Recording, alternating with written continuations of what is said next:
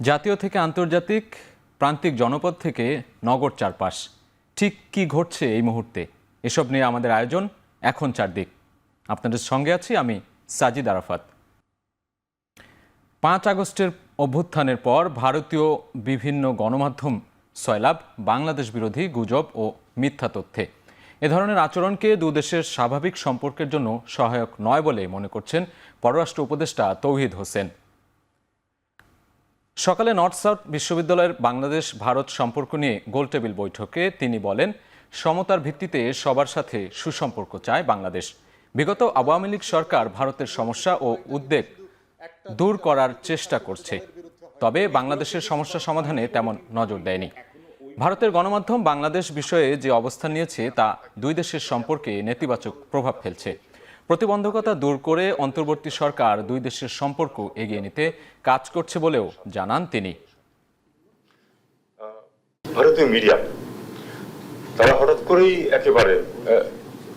একেবারে যেন তারা ভয়ঙ্কর ভাবে লেগে পড়লো আমাদের। আমি এটা স্পষ্টভাবে এবং খোলাখুলিও বলেছি, এমনকি আমার বিভিন্ন স্টেটমেন্টও বলেছি, এমনকি আমার এই দায়িত্ব নেওয়ার পরে আমি বলেছি যে ভারতীয় মিডিয়া যে ভূমিকা নিয়েছে এটা কোনো অবস্থাতেই দুই দেশের মধ্যে স্বাভাবিক সম্পর্ক প্রতিষ্ঠার জন্য সহায়ক না, প্রতিবন্ধক। এটা একটা তারা কেন করছে তারা ভালো বলতে পারবেন।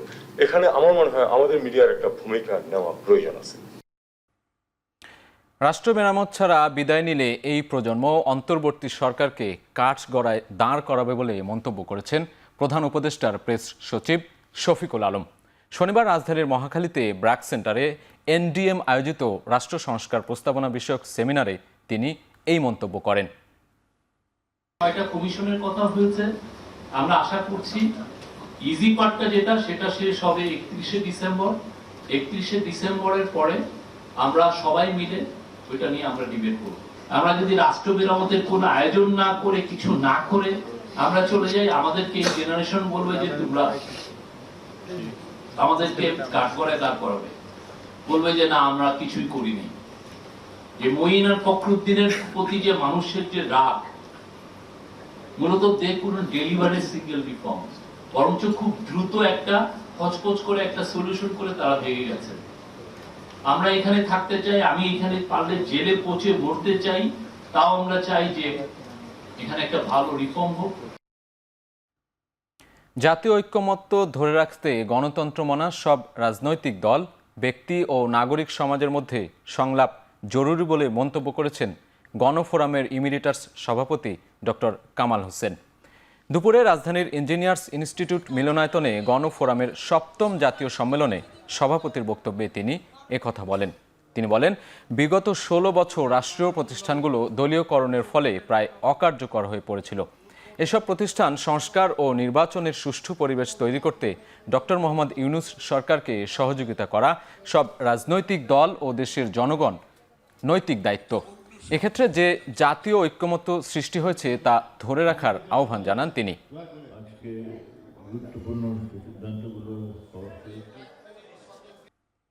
বহিরাগত শক্তি নয়, জনগণের সমর্থনই ক্ষমতায় যাওয়ার একমাত্র অবলম্বন হওয়া উচিত বলে জানিয়েছেন স্থানীয় সরকার এবং যুব ও ক্রীড়া উপদেষ্টা আসিফ মাহমুদ।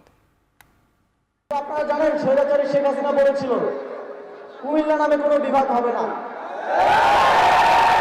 কিন্তু আমরা স্পষ্টভাবে বলতে চাই এখানে কোনো বিভাগ হলে সেটা কুমিল্লার নামেই হবে।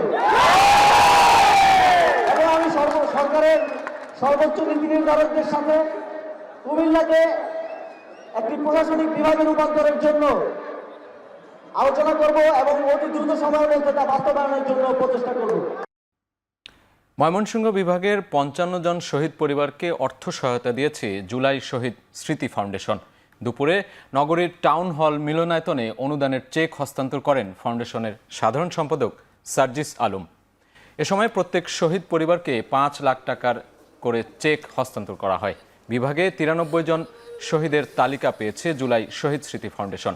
এর মধ্যে 55 জনের পরিবারকে অনুদানের চেক বুঝিয়ে দেয়া হয়। অনুষ্ঠানে বৈষম্য বিরোধী ছাত্র আন্দোলনের স্থানীয় প্রতিনিধিসহ প্রশাসনের কর্মকর্তারা উপস্থিত ছিলেন।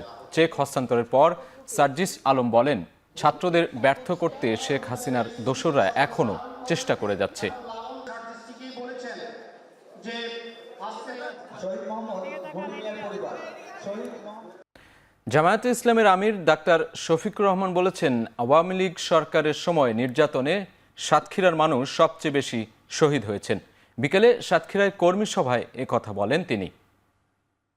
সাতক্ষীরার উপর তারা জুলুম করেছে, সাতক্ষীরার জনগণের অধিকার দেয়নি, মানুষ খুন করেছে, গোল করেছে, পঙ্গু বানিয়েছে, ইজ্জতের উপর হাত দিয়েছে, সম্পদ লুণ্ঠন করেছে এবং মানুষকে কার্যত তারা তাদের দাসে পরিণত করেছে। দেশের বাইরের খবর। ইসরায়েলি হামলায় শনিবার ভোর থেকে এখন পর্যন্ত গাজা উপত্যকায় ত্রাণকর্মী সহ অন্তত 23 জন নিহত হয়েছেন। এর মধ্যে শুধু গাজা সিটিতেই 17 জনকে হত্যা করা হয়েছে। এ নিয়ে ইসরায়েলি আগ্রাসনে 24 ঘন্টায় প্রাণহানি 100 ছাড়িয়েছে। এতে গত বছরের 7 অক্টোবর থেকে এখন পর্যন্ত গাজায় নিহতের সংখ্যা 44,300-রও বেশি। বর্তমানে ইসরায়েলি বাহিনী বর্বরতার মাত্রা বাড়ানোয় ক্ষুধা ও দুর্ভোগে বিপর্যয়কর পরিস্থিতির সঙ্গে সময় কাটাচ্ছেন অবরুদ্ধ অঞ্চলটির নিরীহ ফিলিস্তিনিরা। এদিকে অধিকৃত পশ্চিম তীরে দখল অভিযানও বাড়িয়েছে ইসরায়েল। ব্ল্যাক ফ্রাইডের মধ্য দিয়ে শুরু হলো বড়দিনের কেনাকাটার মৌসুম। মাঝের 26 দিনে কেমন বিক্রি হবে সেটাই বলে দেবে ব্ল্যাক ফ্রাইডে, বলছেন বিক্রেতারা। বিশাল মূল্যছাড়ে পছন্দের পণ্য কিনতে দোকান খোলার আগেই লম্বা ভিড়। যদিও এবছর ভিড় অনেকটা কম, বলছেন ক্রেতারা। যুক্তরাষ্ট্রে থ্যাঙ্কসগিভিংয়ের পরের শুক্রবার বিশেষ মূল্যছাড়ের উৎসব চলে দেশ জুড়ে। গেল কয়েক বছর ধরে বিশ্বের আরও অনেক দেশের সাথে এই রীতি গ্রহণ করেছে দক্ষিণ আমেরিকার দেশ ভেনেজুয়েলা। গেল অক্টোবরে দেশটিতে মূল্যস্ফীতি ছিল বছরের সর্বোচ্চ 23%-রও বেশি। শেষ করছি এখন চারদিক। এখন টেলিভিশন ওয়েবসাইটে দেখতে ভিজিট করুন www.ekhon.tv। এছাড়া ফেসবুকে দেখতে ভিজিট করুন facebook.com/tv.ekhon। এছাড়া ইউটিউবে দেখতে ভিজিট করুন youtube.com/c/ekhon tv।